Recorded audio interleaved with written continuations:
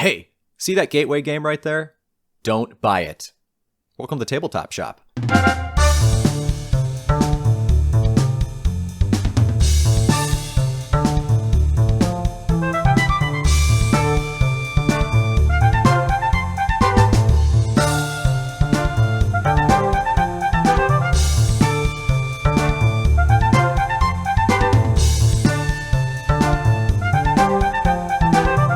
Hello and welcome back to the Tabletop Shop podcast. It's closing in on Christmas time and we have the perfect list for you. I'm one of your co-hosts, Nate Clark, and as always, seated across the country from me is your other co-host, Mr. Cody Pennington. Nate, do you prefer ballpoint or gel pens? I'm gonna have to go with gel. I feel like they write a little cleaner. They don't bleed as much. Even a nice ball pen, I feel like bleeds a little more. Yeah, well, ball pens, you have to, add more pressure. I just don't like that. Gel pens, you just, you do what you need to, and there's stuff written there. Absolutely fascinating content. Thanks for, is this a whole thing now where, you kind of give me some random intro question? Well, I need, a pre-intro you're always question? and seated halfway across the country from us, your other co-host, Mr. Cody Pennington. I'm just hi, everyone. I need something. You painted yourself into a corner here, because if you remember all the way back when we first started doing this, you got mad at me for saying your own name. The very first episode. That's true. You got mad at me for saying your name. And so I was like, no, okay. I wasn't really mad. I was it was like, just all right, our you first can... episode. I didn't know what to say, so I was just yeah. Thanks for saying my own name. Then I was like, all right, you can do your own name. But then you were just dead silent the second episode, and it was a whole thing. And so since then, I've always said your name, which then means you have to take the next step. Whereas if you got to say your own name, Cody, then it'd be up to either one of us. But you did this to yourself. But here's the deal: what should that next step be? I mean, I know we're only 53 episodes into this, so we still have a lot of time to really figure out how this podcast whole thing should work. But I don't know. What should I do, man? Cody, intro question for you. Okay. Yep, this has been good. Yep. All right. What you got? Give me a convincing argument. This isn't really a question so much as a prompt. Give me a convincing argument for why your current number 87 is better than your current number 88. I don't know what my 87 is. I'm going to guess Beyond the Sun. I have no idea what your list is either, so this could be very easy or it could be very difficult. My number 87 is Grand Austria Hotel. Okay, what am I defending this, or what am I doing with this? You have to tell me why that is better than your number 88. Defend your ranking. Wait, better than my number 86 and worse than 88? No, better than your number 88, worse than 86? Yeah. Okay. Well, my number 88 is Elysium. Okay. I don't know. Elysium was I had high expectations for, and it was just kind of yeah, that's all right. And Grand Austria Hotel was exactly the same situation, but it was a little bit less of, it's all right. It's it's all right. Honestly, so that's why it's 87. Grand Austria Hotel is probably arguably the better design. I think I like Elysium more. Just going to say it. Have you played Grand Austria Hotel? I have. Played it once, which is not enough times. I think it's something that needs it requires 3 plays to have a very valid opinion on it. Yeah. I recently successfully discouraged your dad from buying it because I was at the housewarming party for your sister and he was talking about Grand Austria Hotel and I was like, yeah. That's basically about what I said about it, so. Why is my dad talking about board games with you? That's very strange. It's probably the only common ground we have. I don't know, man. Well, guns. I see your dad once every 2 years. He he's was just on this rant. the fruit punch is nice. So, anyways, I was looking at Grand Austria Hotel the other day. Board games, am I right? Yeah. No, not by my own initiation. He started going on this rant of why he thinks Agricola is the perfect design of a board game. And I was thinking you must not have played very many board games. Well, but I didn't say that. In all fairness, he hasn't played that many board games. But on the flip side, exactly. Yeah, Agricola is a pretty fantastic design. It's pretty airtight. So that's true. There's an argument to be made that it is a pretty much flawless game. I guess it to me, it was spoken like someone who, well, granted, hasn't played that many games. And so of the games you've played, it's like the perfect design. For and sure. I respect Agricola, but I played lots of games now, and I'm just like, well, sure, it's fine, but there's other games too that are better. Yeah. Well, you know what? Everybody's on their own journey. It's just about finding what jives with you the most. Cody, was there anything you've played in the past week that particularly jived with you? No. All right, cool. Nothing? Yeah. How about you? Nothing at all? Okay, here's the deal. Kirsten and I started Rolling Realms, like a game of Rolling Realms. How do you start a game of Rolling Realms and not finish it? Exactly. Well, it's a longer game than you think. So you play 3 like rounds or eras, sort of. Each of those rounds you play 3 mini games, and you have to play through those mini games. So it actually takes a while, because like playing 1 round of 3 mini games takes a little bit. So if you do that 3 times, so we started it. I know we have a terrible habit of like starting games and not finishing them, but here's the deal: we don't really even play games that much anymore. Anyway, we're busy folks. So that's been sitting on our table for probably like 3 weeks now, and we still haven't finished it. I still have my score recorded, so I can remember where to pick up from when we finally finish it. That is so sad. I mean, I've played games remotely with you, so I mean, what did we just do? We did Anachrony recently, right? Yeah, we did Anachrony recently, and La Granja. Yeah, and La Granja. Okay, what are your, Cody? so what are your What are your distilled thoughts on La Granja? Because I talked about it a couple episodes ago. Sure. Yeah, I think it's a good a good medium-ish sized contract like delivery type game. It's basically the core mechanism. You produce the stuff, and then you send the stuff to get other stuff for you. It's really nice. Get some points out of it. So yeah, it's the theme is kind of like, all right, sure, this is theme very, is whatever. This let's is very be honest. Euro-y, very bland. Yeah. So that wasn't particularly striking. I did notice that my second game of it, I enjoyed a bit less, or maybe not enjoyed a bit less. At the end of it, I was less excited, I think. Mm-hmm. Probably the same level of enjoyment, but after playing it 2 times, it's like, okay, I kind of see what the game's like, and it's not bad, but I'm not going to rank it like in my top 10. Mm-hmm. Right. So yeah, that's my consensus. Like why I feel that way, I can't particularly articulate. It's just kind of how I feel about it. But you said this was like in your 20s, right? I'd have to check. Top 25, I think. That's kind of where I have it. Definitely top 30. It's just, I don't know. It runs so smoothly, I think. And it's thinky, but it's not really punishing. And you can be performing not as well as the other person, but you don't really realize that as much. You know, it's only when you're actually tallying at the end game that you actually really see what the point difference is. But like mid game, it's hard to, unless you're really paying attention to everything the other person does, it's hard to really kind of keep track of if you're ahead of them, if they're ahead of you, who's doing what better. And I don't know, I just think it's a pretty clean, although somewhat disjointed system. Yeah, I mean, the remastered deluxe edition or whatever, it looks significantly better than the first one. Yeah, and I think it's got some like Castles of modules and stuff that you can input also, so there's going to be some more variability as well. Yeah. I will say one aspect of it is having the same type of little hexagonal cube piece thing to represent every resource is a bit boring. It even more takes out of the theme. It's a very much like we are trying to make this game affordable kind of a thing to me. It's like cutting corners on things that aesthetically matter but functionally don't, you know? And so it's like, okay, that works. Like you just have a bunch of markers that can just be, you know, put anywhere, and depending on where they are, you know what they represent, right? And literally, they're used for everything in the game, like everything. Just all these little markers. So, can you imagine what Everdell would be like if that's how it was? Like instead of the cool like resin and the wood and the stones and the berries, like you just had just generic little cube pieces. Yeah, I mean, I guess everyone would not like the game. That's a big part of like why Everdell has received so much of the spotlight, is just like because it is the ambiance, the theme is so prevalent, and people really like that, and they want to share that, and they're excited about the world and the art and the experience. La Granja is very mechanical.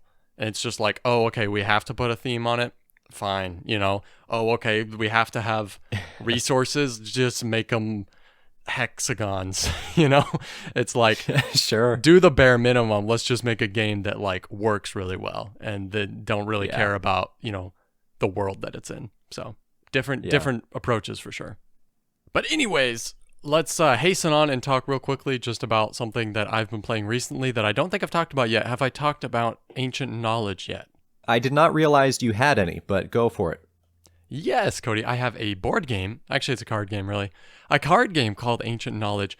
This is it's actually, you know what it has? It has the fall-off mechanism that we love from Black Angel, but it's a card-based thing where okay. This is a hand management game where you are playing cards from your hand on top of your player board, and then like the card will tell you where in the timeline above your player board you have to play it, and then every round all of your cards age until eventually they fall off your player board. And so that's one of the end game triggers. Like once somebody has like 14 of these cards that have fallen off, that triggers the end game. And so it's just about playing cards, about getting different combinations of things and trying to get points off of these cards. And it's got this system where like every card that comes out has knowledge on it. So you put little knowledge tokens on it. And then when that card falls off and goes into your like past, any knowledge tokens that are still on it are quote unquote lost knowledge, and they're going to be negative points in the end of the game. So there's its ongoing maintenance of like every card you put out is worth points at the end of the game. And it has these potentially negative points on it that you're trying to mitigate and before it falls off the edge, right? And they're solidified into your past. So it's a cool little hand management thing. There's some little card play out there, a little bit of like adjacency card play, as well as like technology cards you can buy. So yeah, it flows pretty well. It reminds me a lot of Veil of Eternity in that it's just about how all the cards interact with each other, looking at what's in your hand and figuring out the most effective combinations to use and to manipulate to be more effective than your opponent at scoring points. So it feels a lot like Veil of Eternity. It's a little longer and maybe slightly meatier, but it's still a pretty light game. So, and it has a good look to it, I think. Also looks like this is the first game by this designer and just came out last year. That's pretty cool. And French as well, right? Remy Mathieu? Mathieu? I don't know. Bless you, man. Yeah, I enjoyed it though. Ancient Knowledge. Would recommend if you like clever card play games. I'm just saying that to the general audience, not necessarily to you, Cody, because I don't know if you would like it that much. I'm not sure. Because you like Fantasy Realms and stuff. And I mean, this is very different, but it's the same kind of like hand management, clever card play sort of a thing. So I'm not sure if you would like it. Sure. Yeah, I don't know. I mean, I'd be interested to give it a try for sure. Okay, well, let's go see if there's a mystery game on the horizon that one or maybe both of us is willing to give a try.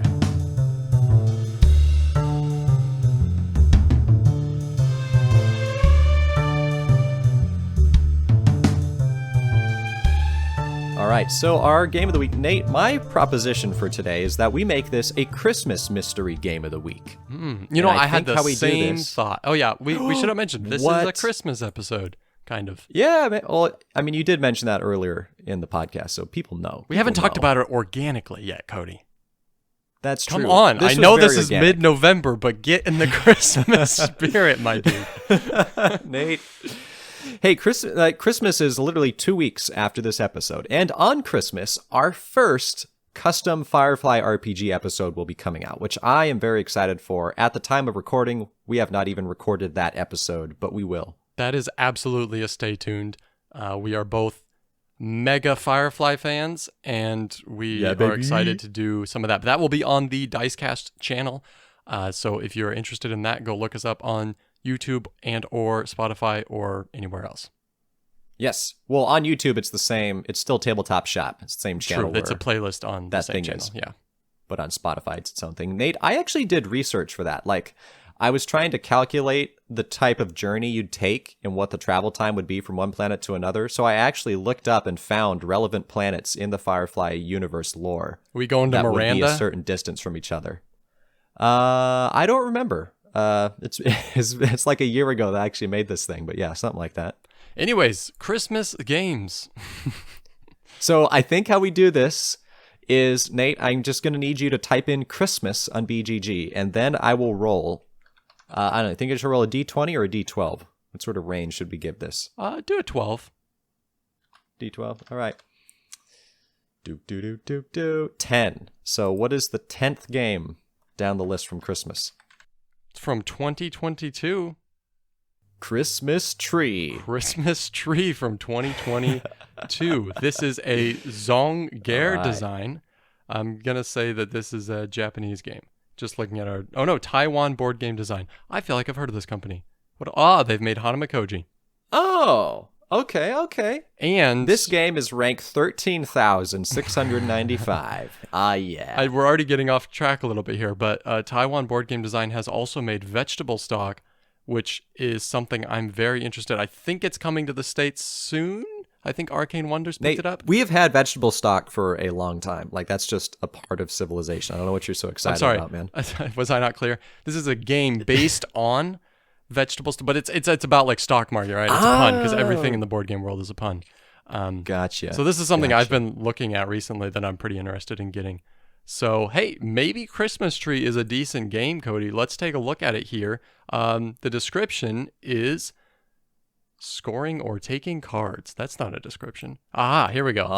Yeah. Wait, I think there's a translation error because it says Mini Christmas is a set collection card game. So either it's called Christmas Tree or Mini Christmas. I'm not sure. Mini Christmas. I'm going to look up Mini Christmas and see if that shows up. How about Mini Christmas Tree? It's showing you know how games will say alternate names on BGG? This is saying alternate names is Mini Christmas. Okay, so Mini Christmas.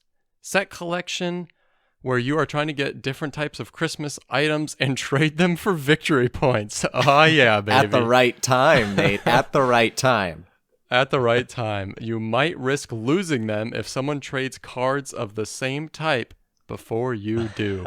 That sounds so exuberating. So we're talking Jaipur. Jaipur has that mechanism. You're trying to trade in a set of cards that the other person actually has the same access to for like a color type of goods.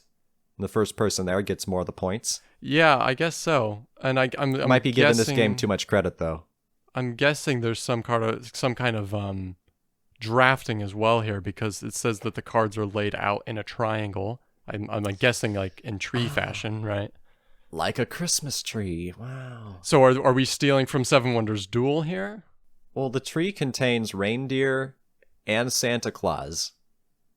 And also Christmas tree. There's trees in the Christmas tree. I don't know what's going on here, dude. I'm just going to say right now, if you get Santa Claus on your Christmas tree, you win. Like, you won Christmas. You are Christmas. I mean, snowmen, that's impressive, too, if you're keeping them from melting. The look of the game, I think, is pretty cutesy. Like, it's got this, I don't love it, but it's not bad either. Like, there was effort put in, to be sure. I love the little buck teeth on the reindeer. Well, they look more like fangs. Oh, this fangs? looks like a fanged reindeer. Oh, yes, it's the like first Christmas vampire-themed game. Have you heard of a musk deer? No. Well, you should look up a musk deer, because that's basically what this is, but without the antlers, I guess. That looks like a fox. The musk deer? Yeah, it looks more like a fox. It's a deer with fangs, homie. I don't see the fangs, man. What are you looking at? Oh, I see. Whoa, is this a real thing? Yeah, man. This is like a I see Siberian Russian steppes era. Siberia. Yeah. Okay, so we got a saber-toothed deer. Cool. Want that on your Christmas tree? I don't blame you. Okay. Let's look at some ratings here. I'm looking at a 3 from Mnemonic Cuz. Not really sure what that is. He says, I rate this a 3. The height of mediocrity. The game pretty much does nothing. Yeah. And yet it manages to take that to set collection. The height of mediocrity. That's a weird way to put it. Positive spin. We've got 3 10 ratings. Tanny Weasley says, found at Spiel Essen. Really fun little game. And then Wendy Chen says, I'm going to put this in Google Translate to see what this means. Come on, auto-detect for me. What do you auto-detect? I'm guessing Translate it's from Chinese. Taiwanese or Chinese. The card is The card is so cute. The game is simple and easy to play. I just looking at this, looking at the reviews, looking at I'm going to go with pass. Like my time is precious and I don't know if this is worth it. I'm not saying it's a bad game. I'm saying it doesn't seem like it does anything out of the ordinary. Even the positive reviews don't seem to be saying that it's like doing something new or interesting. It's just kind of like, it's a good little filler. And it's like, yeah, but I can get filler games that also do something original and interesting. I don't need to do something uninspired as a filler game. Dude, this has a weight of 1.0. I don't know if I've ever seen that before. And That's all impressive. of the votes are on 1. Nobody voted it as a 2. If you go look at there's only 1 vote, so that doesn't really... I'm going to vote this a 5 just to skew. No, I'm just kidding. I don't know how to do that, and I don't want to be that person. But there's only 1 vote on the weight, so take it for what it's worth. Oh, that's the problem. I was trying to see. Maybe someday, dude, we will actually buy one of the Christmas games that we've talked about. Because we made that. It was like last Christmas episode, I think. So a year ago. Or was it 2 years ago? We presented Christmas games that we would think would be worth buying. Well, here's the thing, Cody. Bought one. The one that you brought up, that first Christmas episode, was called Santa's Workshop. And they have very recently made a second edition of that. Well, oh, dude, what? So, I mean... Yeah, 2023. Santa's Workshop, second edition, Elf Creek Games. Andrew Bosley did the art, Cody. Bosley did this? Why have we not played this, man? Because it's a Christmas game. Oh, it's not even... Oh, is it Kickstarter? All the places it's available is pre-order. This, isn't even out yet. But it's 2023 on Board Game Geek, though. But I'm looking at... Boardlandia says out of stock, and then the other places, Boardtopia and Atomic Empire, it says pre-order. Pre-orders went live in September. Yeah, just looking at the forums, it looks like there's not a lot of information yet as for when it's coming out. I wonder if this is, superior. If it's been, revised so it's more fun. Well, obviously there's some copies out, it's got a lot of ratings. It's already ranked 3,000 in the 3,000s, and it's got a lot of ratings. And looks like mostly 8s with a handful of 7s and 9s. So, That's if you good, want, man. I don't know anything about this, but this was your pick. The first edition was your pick for a couple years ago. If you want probably a solid Christmas game, like a Christmas Euro-y game, this is probably what you want. This is the one? Could be the one. You might be right, dude. I don't know. Maybe I'll do me a pre-order here soon. I mean, there's literally even a Dice Tower review. I mean, like all the reviewers got their copies and everything. So, well, maybe it's a second print run or something. Why didn't we get a copy, man? Why didn't they contact us? Man. Anyway, so our game of the week is Christmas Tree and or Mini Christmas. However, we're kind of just advertising Santa's Workshop again. So, I guess so. It is what it is. But let's get on to some more Christmas cheer, Cody. Yeah? I don't know what's in my water, man. Hey, Hody. We are doing a list that is not a Christmas list, but we turned it into one. Basically, we all have people in our life that were like, if you just knew about board games, it's like if you just gave them a shot, you don't even know. You haven't been enlightened yet, right? So Christmas could be a time where we're tempted to you know what? I'm just going to get that person a game, see if I can get them hooked. So we have a list for you of 3 gateway games that we would not recommend you buying that special person in your life. And we have a bit of a twist upon this twist because I privately decided that each of these games, I'm going to give the alternative that you should buy instead. And Nate is going to come up with an alternative to the alternative that I give. Yeah, is that what you said? Something like that? I'm operating on the assumption that your alternatives that you give are also trash, and so I need to give my alternatives for your alternatives for your list. Screw my list. Okay. Sure. I dig it. So who's starting off, though? Do we need to roll a D20 to see who goes first? Let's roll a D20 and see who goes first, Cody. All right. Roll on a virtual D20. 10. 19, baby. Cody, you have the honor. All right. I feel like technically this should be I get to select who goes Cody, first. you have the honor to select. I'll just go first. All right. I select you to decide who gets to go first. What do you think? That's the one thing you're not allowed to do. Ah, dang it. Okay. I mean, what's the point of wielding power if you can't? Cody, what's the point of rolling dice for who goes first if you can just deflect? That's a great point. Why did we even roll dice in the first place, Nate? Because you won and now you need to pick. Oh, okay. All right. So here's the deal. My number 3 for a gateway game that we would not recommend buying, or that I would not recommend buying as a Christmas present for someone who you want to get into the gaming hobby, is Century Golem. And here's why. Here is why. If you buy someone Century Golem as one of their first games, you are setting them up to believe that all games have great production value. Century Golem has these massive cool coin things. They even come in their own little like container trays. It has very interesting, compelling artwork and theme. It even has these cool like metal coins. They're like silver and coppery. This is a high production value game, even for a little game like this. So you want to set people up low and let them build their way up as they explore the hobby. So did you have a thought or something? Yeah, I don't like your premise. Okay, all right, okay. Well, what's the goal here? Is like if you're trying to get somebody into the hobby, why would setting the bar low be a good idea? Because you want them to have a good first experience. Well, you want them to not just like have a drop off. Like the first game not ever played. Basically the gateway game for me was essentially Scythe, which has great production value. And no game has usurped it as my number 1 game. It's too good. So it's like everything has just been a diminished experience for me. And you think maybe somebody's going to have that experience with Century Golem Edition? Yeah, baby. That's how it's going to be. I'm not sure the depth of play is there to solidify very many number 1 spots on people's lists. Well, hey, if they haven't played many games, if they're like your dad, and it's like that's the only game they've ever played, and they're like, this is the perfect design. If that's the only game they've ever played, then it didn't work as a gateway game. So, you're like, no, I'm just doing weed and I'm happy with it. It's fine. All right, okay. I need to give you, Nate, the alternative game that I recommend to get to establish your expectations. You need to start with Grand Austria Hotel. So you have some boring, bland wooden discs to represent like different foods and coffee and whatnot. You've got some nice cubes.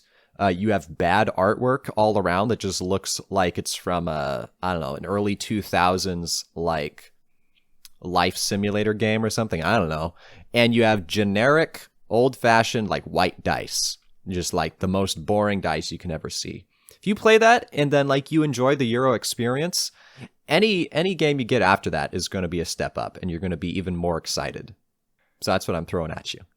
So you say instead of playing Century Golem Edition, you should play Grand Austria Hotel as a gateway game. Yeah, man. Yeah, that's what I'm saying. I think it'd be a great way to start off your gaming experience. So I have to really disagree before I even come up with a alternative to that. Well, because my opinion that's a good way to start. My opinion of Grand Austria Hotel, which I just recently voiced, is that it's not a good game if you only play it once. Like, I feel like it needs multiple plays, And so if you just have like a couple people over for a game night, it's just like, you're not going to play Grand Austria Hotel twice. You're just going to play it once, So I don't know if I agree with that. But at least your expectations are set now. Like now you can play the original Castles of Burgundy and you can have a great time. Like the production value isn't going to bother you. You're going to be like, this is an awesome game, and you're going to appreciate it for what it is because you've seen the low point of games. Kind of what you're saying is that, okay, you want a kind of ugly game, but it's still a solid design. But I'm going to try and go with something that has a more satisfying first experience than Grand Austria Hotel. Honestly, I'm going to go with Lorenzo. Same designers. Basically same designers, but in my opinion, after one play, a much better experience and still relatively ugly. Okay. I still have not played that one, but if you want to bring it over sometime, if you want to just drive it across the country, I'll give it a try. It's fantastic, man. I will look for used copies in your area next time I visit. Hey, nice. All right, we Appreciate that. gotta move on here. My number 3 is I'm assuming most people would consider this a gateway game. I'm not sure how you classify gateway games because for me, my regulations were not too complex. Because even if somebody's really intelligent, like if you haven't ever played modern board games before, there's certain things that you just need to start playing games to figure out. You're not gonna figure something out like Grand Austria Hotel out your first time playing if you haven't played modern board games before. So I kind of set a lower bar for, complexity wise. So my first pick here is Bonanza. I think Bonanza is a fine game, but has a couple problems. I'll describe it real quickly. Basically, it's just a hand management game where you are trying to collect sets of beans, but you can only have like 2 sets going at the same time. So there's some like tableau management there. As well as hand management, you have to play cards like from the right part of your hand, and cards you draw go into the left part, so they have to cycle out in a linear fashion. So there's hand management there as well. The reason I wouldn't pick this, or I wouldn't suggest this, is that, for starters, it's ugly, but that's beside the point. It's too long. It plays quite a few people, but I think it's too long for what it is. And then on top of that, it's got this weird thing where you can give cards away for free. So it's got like trading in it. Trading's a big part of the game. But then on top of that, you can also give cards away for free to maximize the hand management portion of the game. And I feel like for somebody who hasn't played games before, already the funkiness of the tableau management and the hand management is already kind of a lot. And then on top of that, it's like, and you can just give cards away for free to people. It's a little too weird in my opinion. So Bonanza. Nate, I would like to suggest instead Bonanza Rummy from 1936. The cover picture has the 4 guys from the show Bonanza. You've got Lauren Green, you've got Classic, you've got all the dudes. Classic. Yeah, man. You're right. I feel like that'd be a great gateway game. It looks like it comes with a tray. The hold stuff. When did you say this game was from? 1936? 1936. I didn't know baby. Bonanza was that old of a show, dude. Yeah. How is this? This can't be that old. Bonanza show year 1959. So I don't know what's going on. The timeline's with this broken. Board Game Geek entry. Your ancient knowledge is all messed up, Cody. I know. I'm going to lose points for this. Okay, but I'm going to hit you up with my number 2. So, Nate, now we're looking at the realm of cooperative games, and a lot of people are going to be tempted to buy the popular intro game, popular cooperative game everyone loves and so great, Pandemic. What is this, like 118 or something right now on the Geek? I know it's like Legacy is something. like Let's see. 2. It's 153. No, we're not talking the legacy games. We still haven't tried those, and we've heard plenty of times that they are worth it apparently. But for this original, nah. Here's the thing. This is going to set you up to either be an alpha gamer or to hate alpha gamers, because that's what Pandemic breeds. It is a cesspool of alpha gaming. So what I think you really need to start off with instead, if this is one of your first games, one of your first cooperative games, I think you need to start with Spirit Island, because in Spirit Island, do you know what gateway games are? Yeah, man. No, here's I'm giving you a good alternative to Pandemic, and here's the thing with Spirit Island, it's so complicated that alpha gaming is impossible, because every ounce of your willpower goes into just trying to figure out what the heck to do on your own turn. So you're good to go. You start off with Spirit Island. Cooperative gaming is going to be great for you from this point forward. Okay. Again, mostly disagree. I'm going to say as an alternative to that, thinking cooperative games, I'm going to go with Horrified, which still has a possibility for an alpha gamer, but I think it's a much more interesting design than Pandemic, while still not being very complicated. I don't know. I still think Spirit Island would be the way to go. It really sets you up right. So, you think that somebody that hasn't played modern board games like comes over for a game night and you're gonna bust out Spirit Island? Oh yeah, dude. Oh yeah. See, here's the thing. You need to get thrashed with the gaming world. You won't understand the gaming world until you spend a 6-hour period where it takes 2 hours just to understand, for one, how board games even work, let alone how Spirit Island works, and then the other 4 hours to like try to take a turn to play this game. Like, if you start off there, you'll be good to go. We approach this list very differently, but you know what? Hey, that's good, right? Balance. So, I'm glad to hear it. I'm excited to hear what your second one is. My number 2 is a game that you own, a game that I don't really like that much because it's pretty boring, a game I don't think you like very much either. Why do I own it then, man? Well, you'll have to answer for yourself here, Cody. This is Floriferous. The reason this is a card drafting game and set collection game, basically. It's got cute little flowers on it. The reason it's on my list, and so on one hand, it's like, okay, well, this introduces people to card drafting and set collection. And it's like, okay, it's very simplified versions of both of those things. Here's the problem. A, it's boring. B, that's not my only qualifier because there's lots of boring gateway games that I'm not going to put on this list just because they're boring, right? But B, this game, it's way too easy to be accidentally thwarted by your opponents just doing what they're doing. They can very easily just like walk all over what you were planning on trying to do. I guess what I'm trying to say is that, yes, it introduces you to new mechanisms, but it doesn't reward thinking ahead very much because it's so easy to not get what you want entirely on accident. And I think that's pretty dumb. So I think it can be a very angering game for somebody that is trying to think ahead. Yeah, you can get burned a little bit by some of the random draws of the cards. We mainly own this because Kirsten likes it so much. Mm-hmm. And Kirsten, if she likes the theme of a game, if it makes her feel happy, even if the gameplay itself isn't that interesting, like, she'll love the game. And that's the thing, is she's fine if a game isn't incredibly complicated. She likes more the experience. So that's why we have it. You're the same way. It's just you're looking for different experiences, right? Like, just a lot of your favorite games are gritty, like very like atmospheric, kind of heavy themes. Well, I like it to be in depth, like strategically too. That's the thing. So it has to be a pairing of those two things. Yeah. Okay. All right.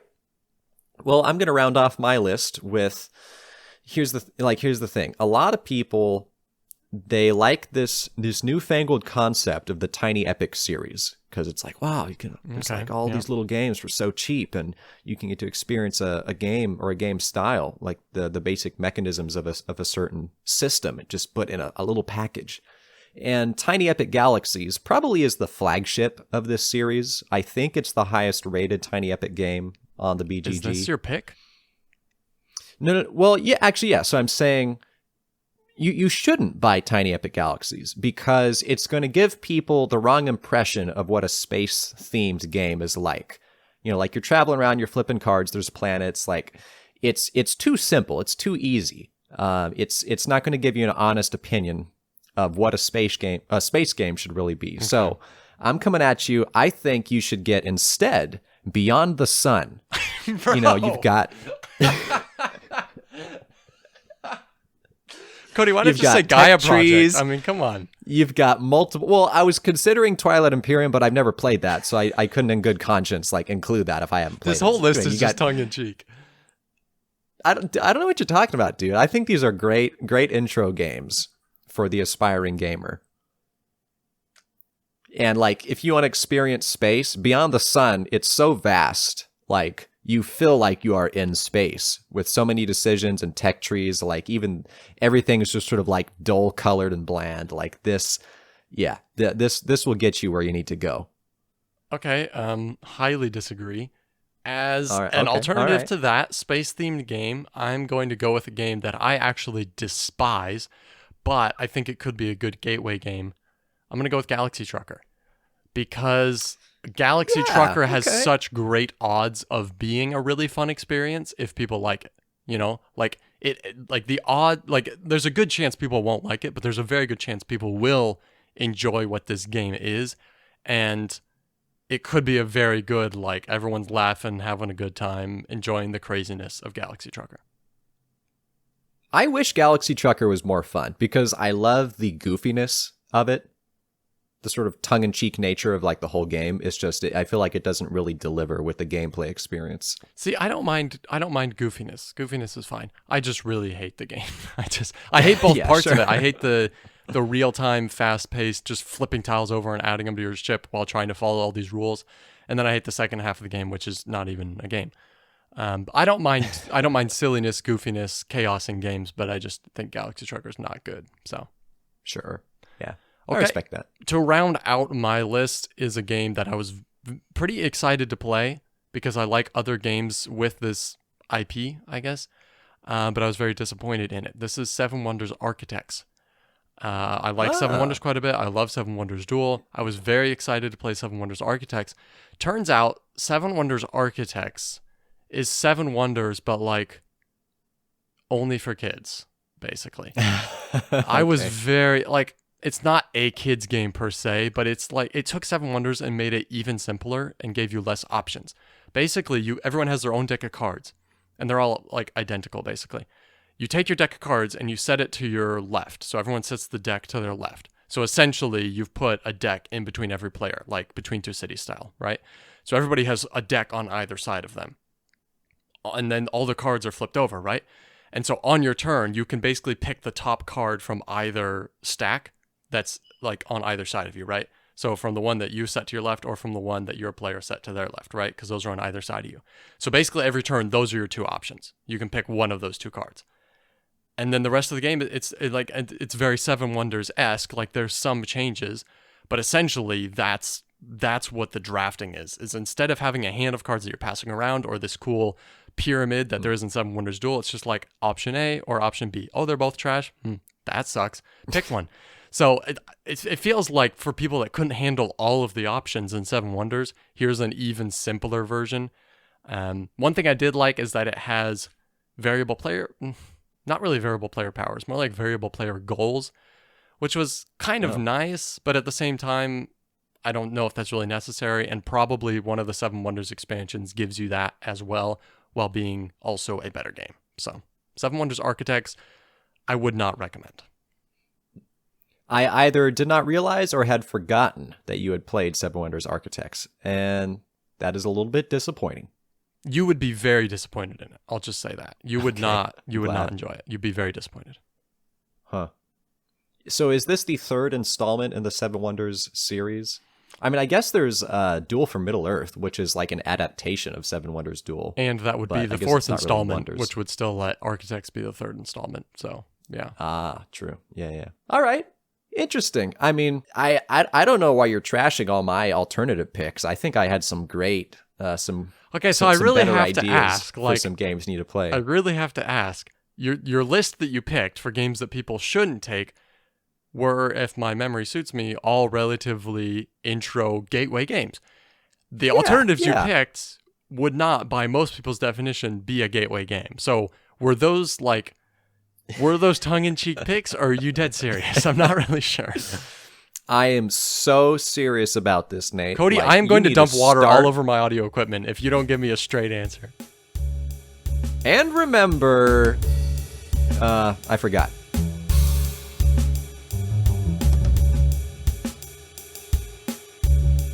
Ho, ho, ho. Merry Christmas in a couple weeks. Hopefully you did not buy any of our recommendations. That's what I'm going to say. Hopefully you didn't buy any game on our list. Hopefully you've already done your Christmas shopping, because if Christmas is in 2 weeks from now, especially if you're like ordering from somewhere like GameNerdz or something, like you're not going to get your present until like 3 years from now. So just keep that in mind.